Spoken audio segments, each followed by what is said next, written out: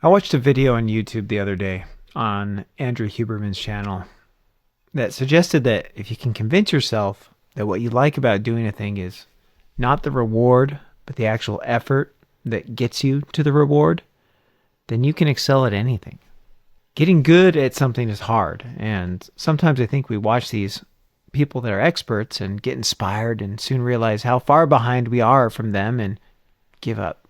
Accomplishing a thing is always going to feel fantastic, but if the prize is the only reason you're doing it, it's going to be a slog the entire time, and your bad attitude is going to keep you from success that you so badly desire.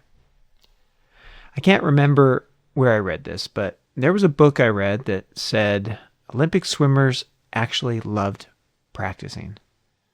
It might have been a Malcolm Gladwell book. I don't know. Can't remember.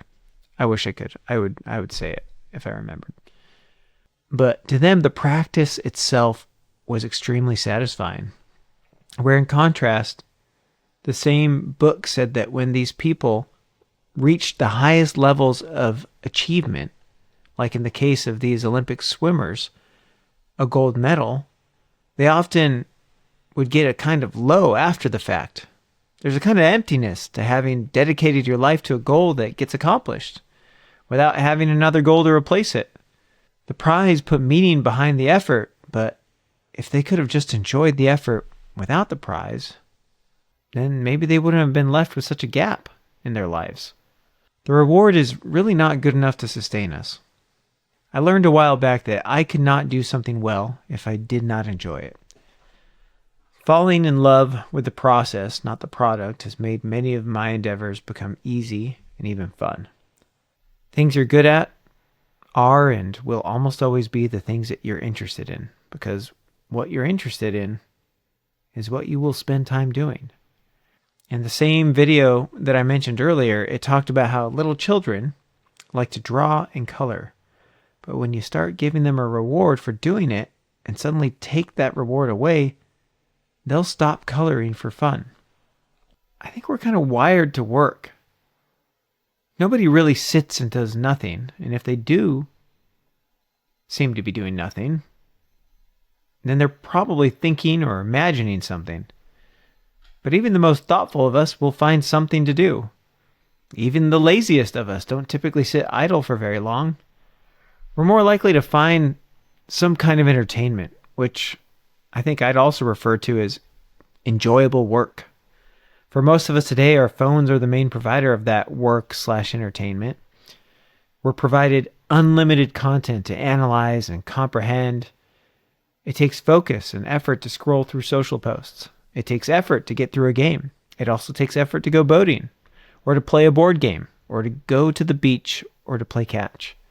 We can't help ourselves because in truth, as much as we love moments of triumph and success, it is the work itself that we appreciate. The best part about this is that if we can stop thinking so hard about the reward, it often becomes much easier to actually do the work.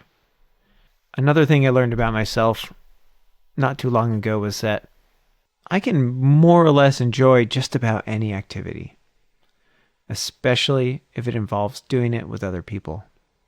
I figure if I can enjoy just about anything, then why can't I enjoy the things I typically associate with negativity, like housework or my job? Which I don't really hate my job. My job's kind of fun, but even still, it's so easy to get caught up in these negative attitudes about certain kinds of work that we really make life harder on ourselves.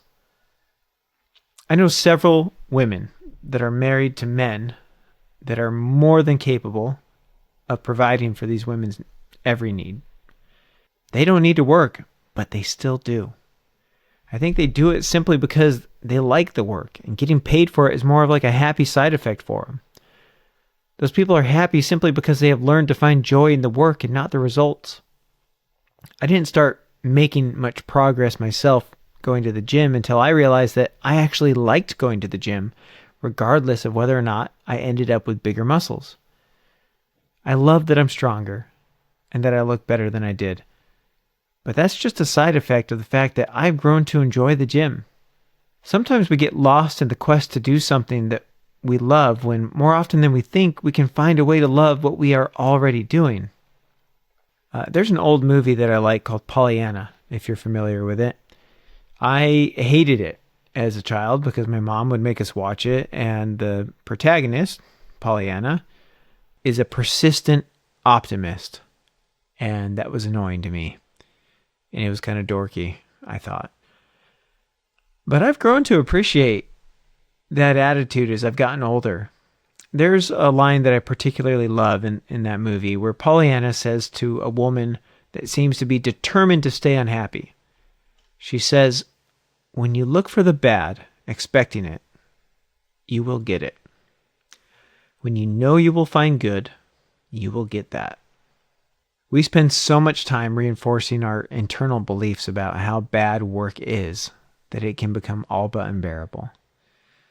I remember working in an hourly job in high school and feeling so much anticipation for the moment my shift was done because I had convinced myself that the work was miserable and that's why they have to pay you to do it.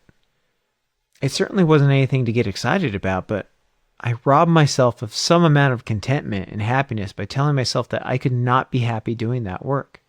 Sometimes life really is just terrible. And what can you do? Then again, there's quite a lot we can do. I can remember times when I let myself sit in boredom that I could have easily turned around. Sometimes we fight so hard against the concept of work, but then we'll go and do some other kind of work that we choose to call entertainment or activity. Watching a TV show is a kind of work.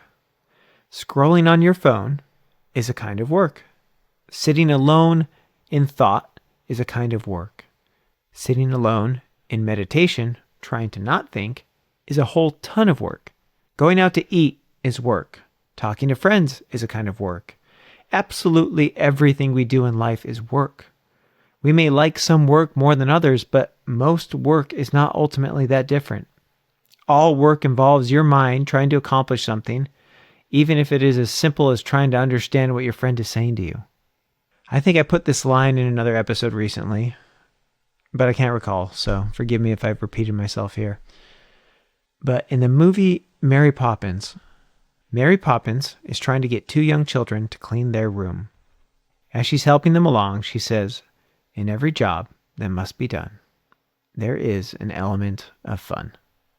We don't actually have to pretend that the joy comes from the effort because the joy really does come from the effort. Contentment comes from learning to be happy as you go. Misery comes from learning to only find happiness in those brief moments of validation. And a reward is nothing more than societal recognition of your efforts. If you're only happy with the reward, then you are only really happy when others are validating you. I think the last 15 to 20 years of social media has taught us that no one wins when we become dependent on that social validation. I became somewhat close with an older couple several years back that had a severely disabled grandson that they had taken into their care. One of the most remarkable things about their grandson was his love of small, tiny objects. He took absolute pleasure in finding something like the back of an earring or a tiny piece of glass. If we could find a way to appreciate the small things, our happiness could be almost limitless. Writing this has got me thinking about my own children. I take them to the beach most weekends that I have them. They love picking up shells and collecting them, and they might as well be picking up $100 bills for how excited they get over it. But they still look crestfallen when they hear that. And I think it's sad that from one moment to the next, we can be as happy as we would have been picking up gold bars. But the moment we find the world doesn't value those things the same, we refuse to take the same amount of pleasure that we once did. I wonder sometimes if we've robbed ourselves of happiness and contentment in life by refusing to be happy with anything less than external validation. Who cares if you win a gold medal if you hated the process all along? Who cares if you're good or bad at a thing if you enjoy doing it, regardless of your skill? Instead of waiting forever, hoping for happiness to find you, maybe you can find a way to appreciate some of the small things in your life that you take for granted. We have a long road to walk in life, and rushing to get to the next stop on our path is kind of like hitting the fast forward button. If you were going to watch a movie just to skip to the major plot points, you would have been better just reading a summary of the movie. Joy comes from the daily effort and not in the reward or the next success or the next milestone. In most cases, I think I would say that if you're not happy now, I don't think you will be happy tomorrow.